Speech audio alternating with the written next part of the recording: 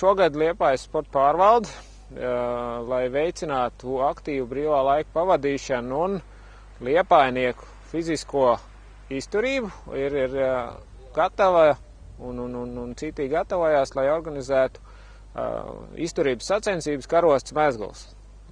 Sacensības, kā minēja, ir saistīts ar izturību, ar karostu kā vietu, ar beberliņiem kā vietu, jo beberliņu šī te, ne akvatorija, bet apkārtni ir ļoti labi, man liekas, saistīta ar aktīvu brīvā laika pavadīšanu, kur ir iecienījuši jau nojotāji.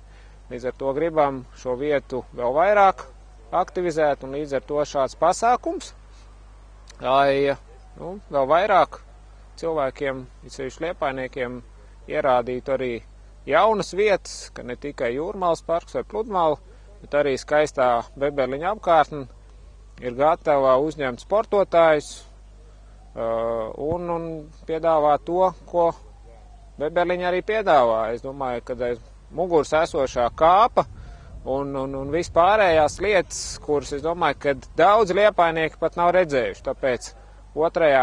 jūnijā aicināsim liepājniekus uz sacensībām un, jāsaka tā, skrienot, lecot un pārvarot dažādus šķēršļus, pie reizes arī redzēt, ko tad beberliņi var piedāvāt.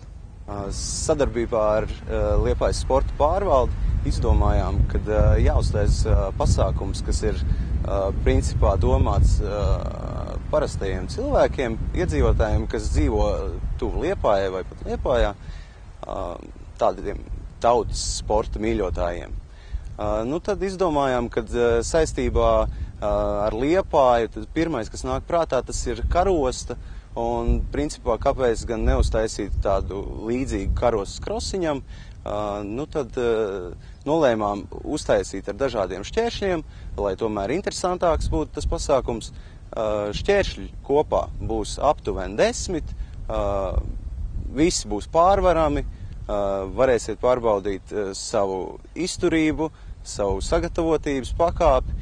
Kopējais distances garums būs aptuveni 4 km.